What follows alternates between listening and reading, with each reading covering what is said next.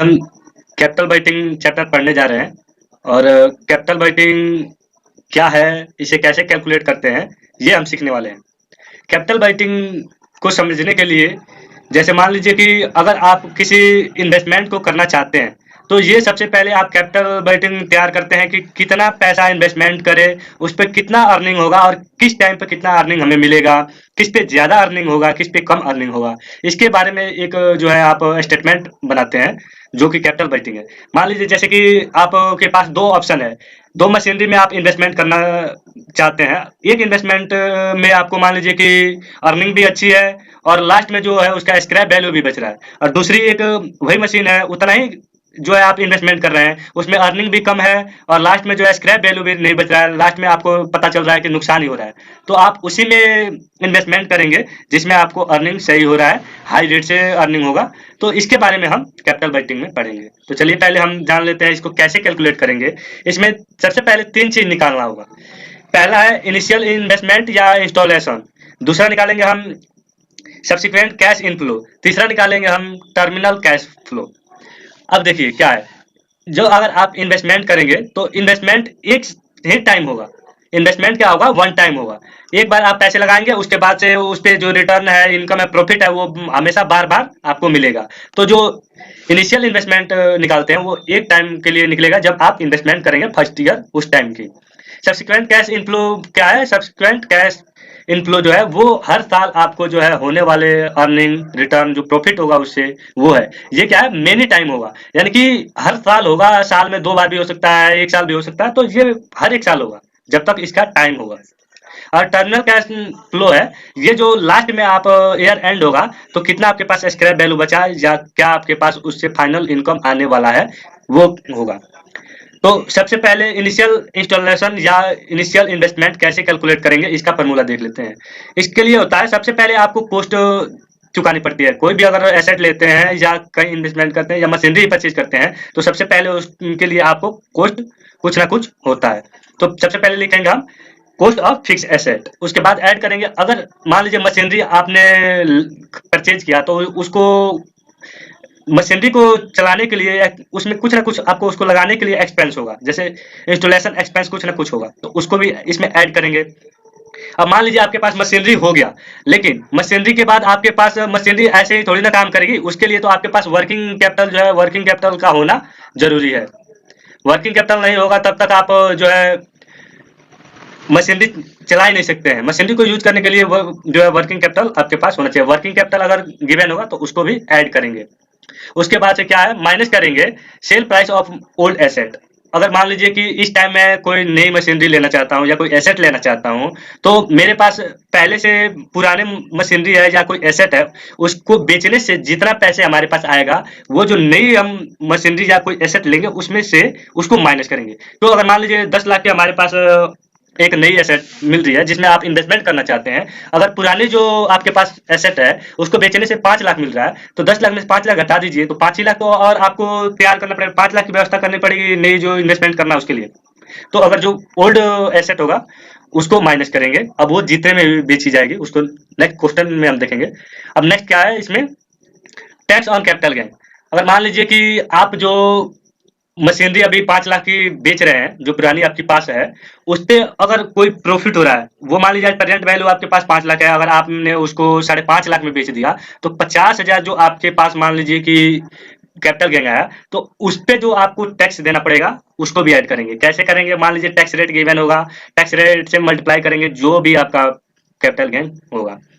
अब नेक्स्ट क्या करेंगे, माइनस करेंगे tax saving on capital loss, short term capital loss. अब जो अगर मान लीजिए लॉस हो गया तो लॉस होगा तो उस पर तो आप कहेंगे कि जो टैक्स रेट है उसको हमें माइनस करना पड़ेगा, क्योंकि लॉस हो गया तो उस पर थोड़ी ना टैक्स देंगे, तो वो जो अगर लॉस की अमाउंट होगी उस पर टैक्स रेट हम माइनस करेंगे। अब इस ऐसे करेंगे तो हमारा जो है इनिशियल इंस्टॉलमेंट आ जाएगा। अब इसके बाद से क्या होगा, अब ये तो हमारा इन्वेस्टमेंट हो गया, अब हम क्या कैलकुलेट करेंगे, हर एक साल कितना उससे रिटर्न मिलेगा, अर्निंग होगा, वो चीज अब हम देखेंगे। इसमें इसके लिए हम हेडिंग देते हैं subsequent cash inflow. Subsequent cash inflow कैसे देखेंगे? सबसे पहले क्या होगा, सेल होती है। सेल होने से हमारे पास जो है अर्निंग आती है। उसमें से सेल में से हम माइनस करेंगे वेरिएबल एक्सपेंस। मान लीजिए जो भी अपना वेरिएबल खर्चा हो रहा है उसको इसमें से हम माइनस करेंगे।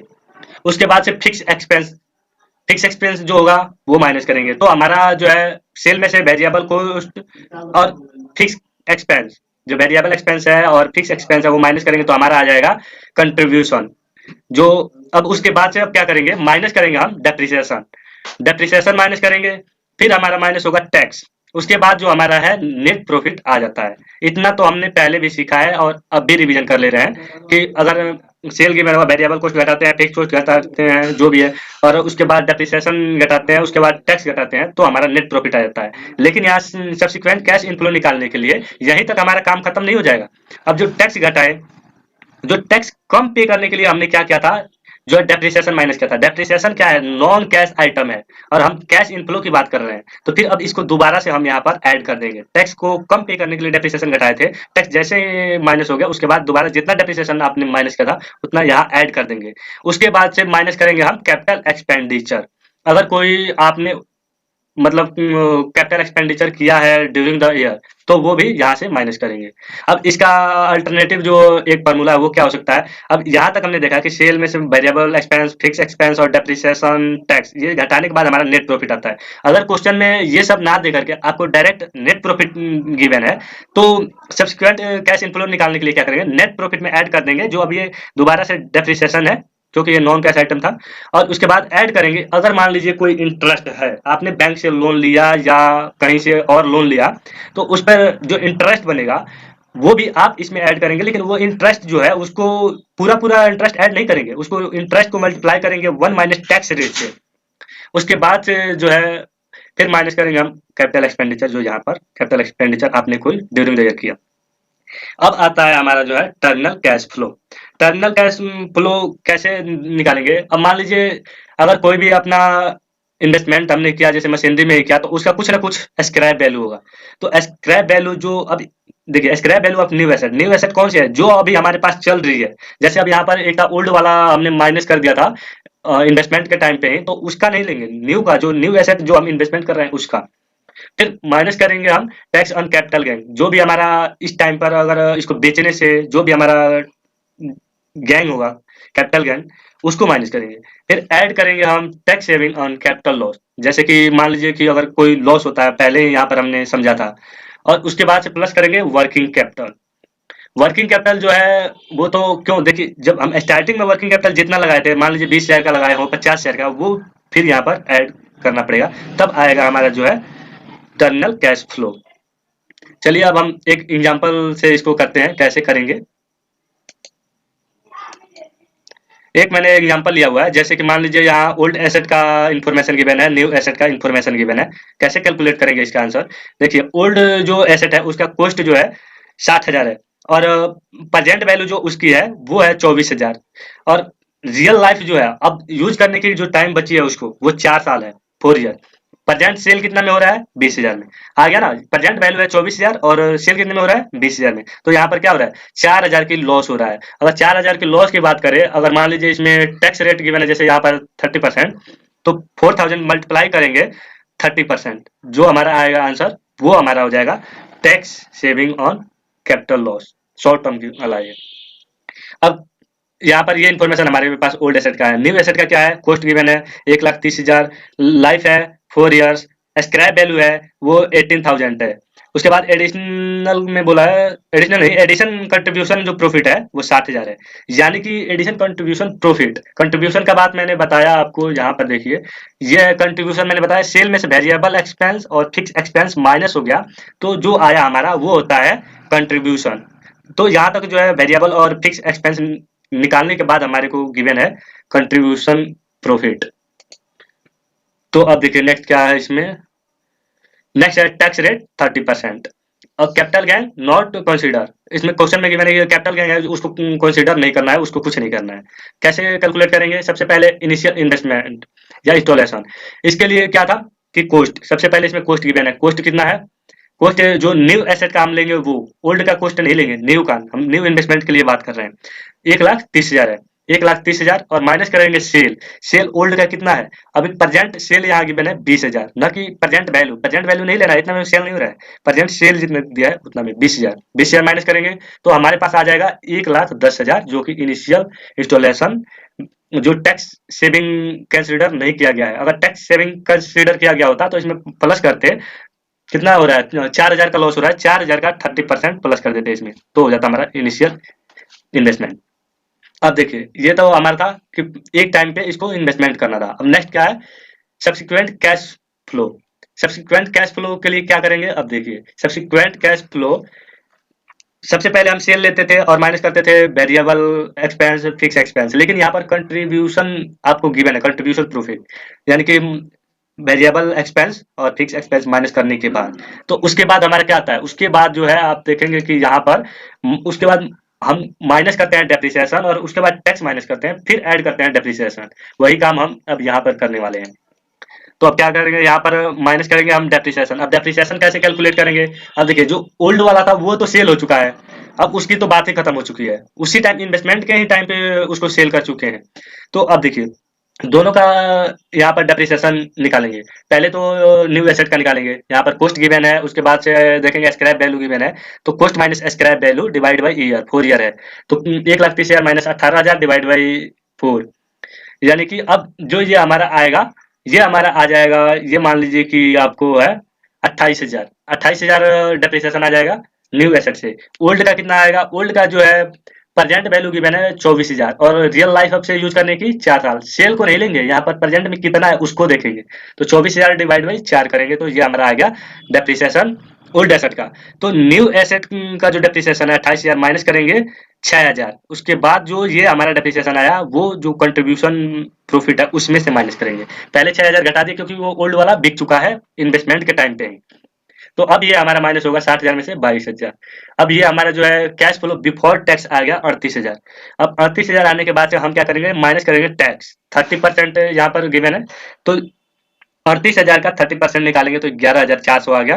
11,400 माइनस करेंगे 38,000 में से, तो ये हमारा जो है कैश फ्लो आफ्टर टैक्स आ जाएगा 26,600।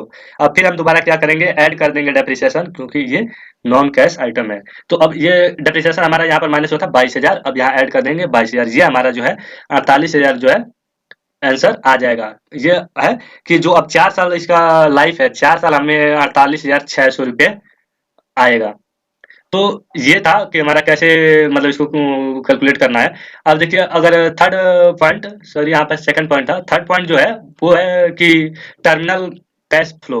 टर्मिनल कैश फ्लो के लिए अब यहाँ पर क्या गिवन है, यहाँ पर है आपके पास स्क्रैप वैल्यू 18,000, तो केवल 18,000 जो है वो टर्मिनल कैश फ्लो हो जाएगा। तो इस प्रकार से हमें इस क्वेश्चन को निकालना था। अब नेक्स्ट एक एग्जाम्पल और देख लेते हैं हम। देखिए एक एग्जाम्पल है कि Rossy Limited is considering to purchase a new plant which would enhance its production capacity. There is a proposal to replace the existing plant with new plant. अब देखिए यहाँ पर एक existing plant था इनके पास, अब उसको क्या कर रहे हैं कि न्यू प्लांट में रिप्लेस कर रहे हैं। तो अब क्या कर रहे हैं, the old plant was purchase 3 years ago, जो पुराना प्लांट है वो 3 साल पहले परचेज किए हुए हैं, and it has a remaining useful life 5 year। अब ध्यान दीजिएगा, अगर यहाँ पर डेप्रिसिएशन की बात करें हम, तो 5 साल तो ये हो गया, और 3 साल जो पहले की है वो हो जाएगा। अब देखिए यहाँ पर दिया है कि ये परचेज किया है कितने में, 3 साल पहले ये परचेज किए हैं, उसके बाद से अभी यूजफुल लाइफ है वो 5 year है। अब आगे क्या है, the new plant also has economic useful life 5 year, जो नया है उसका 5 year है। तो न्यू प्लांट को जो डेप्रिसिएशन कैलकुलेट करेंगे उसके लिए 5 year कंसिडर किया जाएगा, और ओल्ड के लिए 3 साल पहले परचेज किया है, अभी यूजफुल लाइफ जो है 5 year है, यानी कि 8 year, दोनों का अलग अलग हुआ है। The other particulars are given. अब क्या है, अब एग्जिस्टिंग प्लांट और न्यू प्लांट का जो है हमें इन्फॉर्मेशन ये गिवन है। कॉस्ट है सबसे पहले, ओल्ड वाले का है जो एग्जिस्टिंग का है वो 10 लाख है, न्यू का है 16 लाख है। सेल्वेज वैल्यू है ओल्ड का है जो 1 लाख और न्यू का है 1.5 लाख। एनुअल प्रोडक्शन यूनिट है 80,000 1 लाख। उसके बाद से सेलिंग प्राइस जो है एग्जिस्टिंग का 10 है और न्यू का 10 है, दोनों का सेम है। वेरिएबल कॉस्ट पर यूनिट है, एग्जिस्टिंग का 6 है और न्यू का 5 है।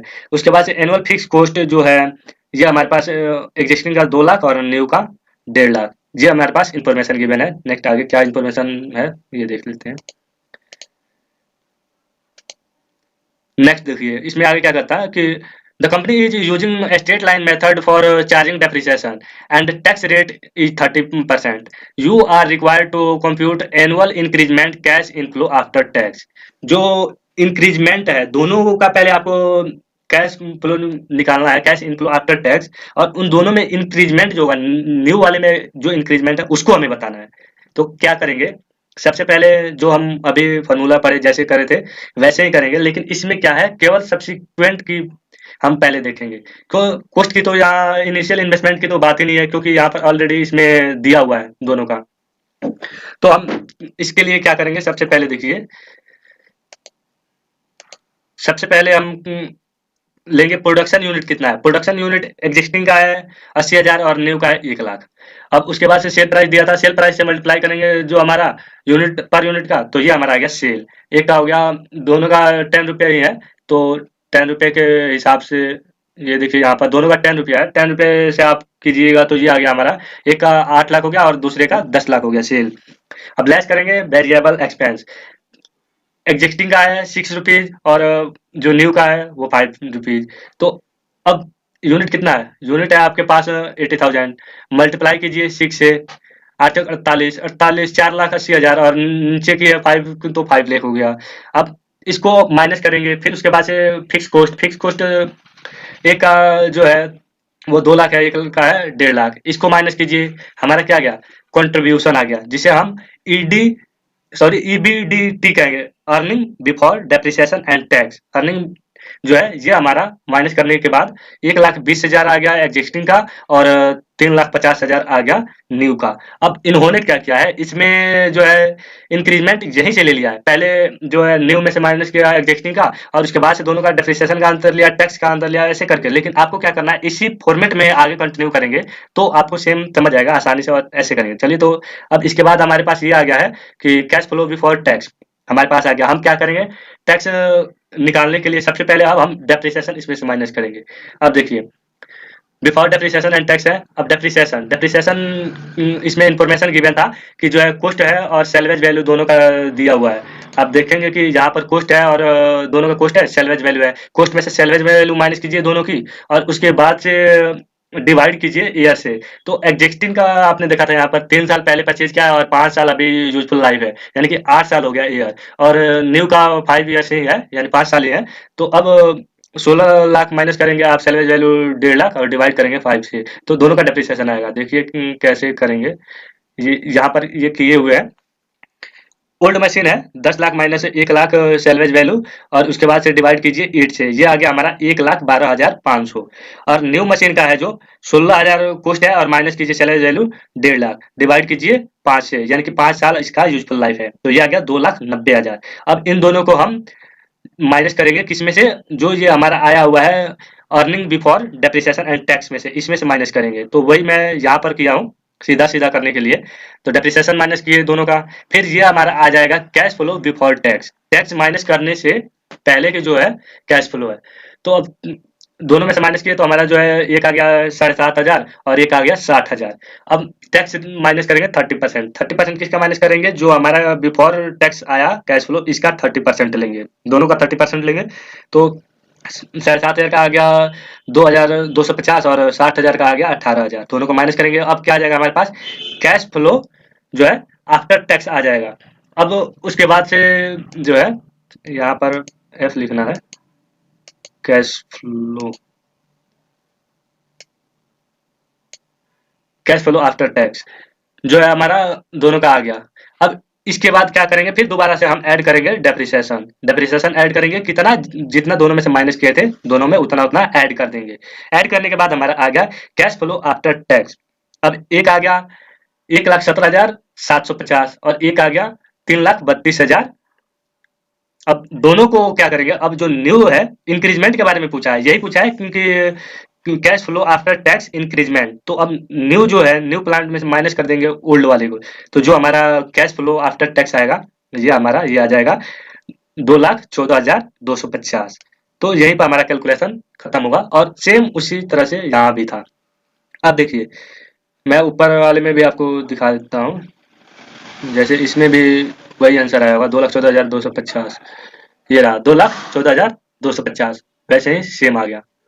तो इस प्रकार आपको जो है कैपिटल बजटिंग के लिए आपको कितना इन्वेस्टमेंट करना है, कितना उस पर इनकम हो रहा है, ये सब इस फार्मूला के बेस पर और इस तरह से आप कैलकुलेट कर सकते हैं।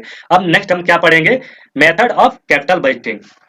इसको हम नेक्स्ट वीडियो में करेंगे, क्योंकि कैपिटल मेथड इसका जो है, मेथड ऑफ कैपिटल बजटिंग का, ये दो तरह से है और दोनों का, एक का दो मेथड है और एक का तीन।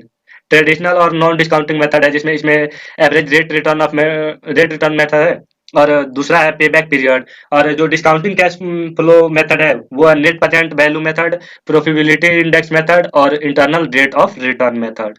तो इसको नेक्स्ट वीडियो में करेंगे। इस वीडियो में इतना ही। अगर आपको ये वीडियो अच्छी लगी है, कुछ सीखने को मिला, तो प्लीज हमारे चैनल को सब्सक्राइब कीजिए, लाइक कीजिए और अपने दोस्तों में भी शेयर कीजिए। मिलते हैं नेक्स्ट वीडियो में, तब तक के लिए